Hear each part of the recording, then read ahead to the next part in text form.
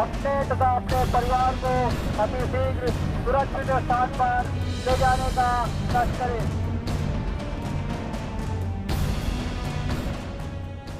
चारों तरफ पानी ही पानी और छतों पर खड़े अपनी बेबसी को ढोते ये लोग। ये जो तस्वीरें आप देख रहे हैं वो वेनिस की नहीं है।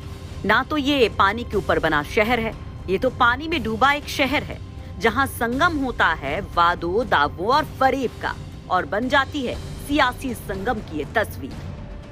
देखिए जरा इन कॉलोनियों को, देखिए कैसे यहाँ अब नाव चल रही है।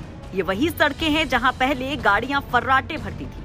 सलोरी बघाड़ा की इन गलियों में घरों की एक मंजिल डूब जाने से लोगों ने दूसरी मंजिल पर शरण ले रखी है, तो कई लोग पलायन भी कर गए हैं। खाने पीने की दिक्कत और लाइट की तो पूरी समस्या है ही है, और ये समस्या आज की नहीं है, हर साल की रहती है और काफ़ी लोग परेशान हैं। और बोट की व्यवस्था सरकार ने किया है, इसी से आना जाना हो रहा है लोगों का, और परमानेंट व्यवस्था तो अभी कुछ है नहीं। दिक्कतें और बढ़ रही हैं पानी बढ़ने से। हाँ, दिक्कत तो बढ़ रही है और पानी लगातार बढ़ रहा है, तो अब तो घरों में भी घुसना शुरू हो जाएगा कुछ दिन बाद। हम लोगों का 20 तारीख को एग्ज़ाम है, इसलिए हम लोग घर जा रहे हैं और यहाँ पर बाढ़ की वजह से बहुत परेशानी झेलनी पड़ रही है, इसलिए बच्चे प्रवासी जो हैं वो अपने घर पे जा रहे हैं और कुछ बच्चे अलग शिफ्ट हो रहे हैं।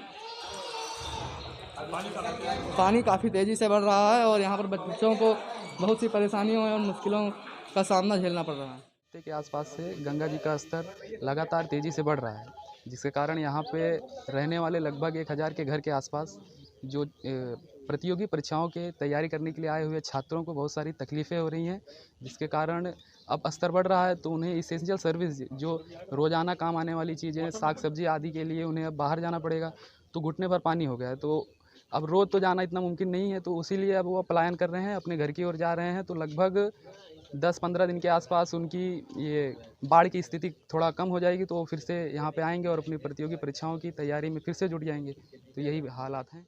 1200 तक घरों की संख्या है और इतनी घरें जो है पानी से प्रभावित हुए हैं। और यहाँ के जितने छात्र हैं अब सीधे प्लान कर रहे हैं घर के लिए।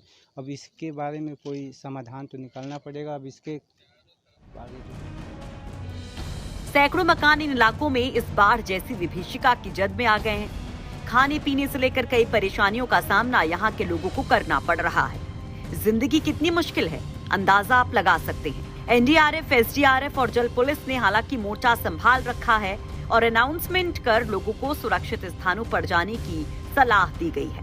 वहीं बाढ़ में फंसे लोगों को सुरक्षित बाहर निकालकर राहत शिविरों में भेजा जा रहा है।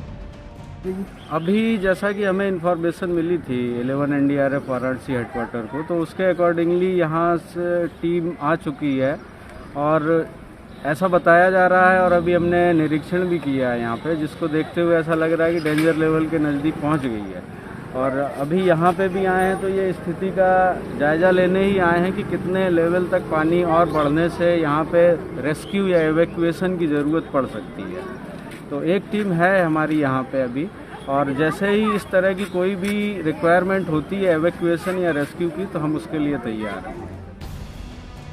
जिस तरह से प्रयागराज में गंगा और यमुना दोनों नदियां उफान पर हैं, ऐसे में फिलहाल कोई राहत मिलती दिखाई नहीं दे रही है और बिगड़ते हालात से निपटने के लिए 100 के करीब बाढ़ राहत चौकियां खोली गई हैं। कंट्रोल रूम स्थापित कर हेल्पलाइन नंबर भी जारी कर दिए गए हैं। प्रयागराज से पंकज श्रीवास्तव की रिपोर्ट, यूपी तक।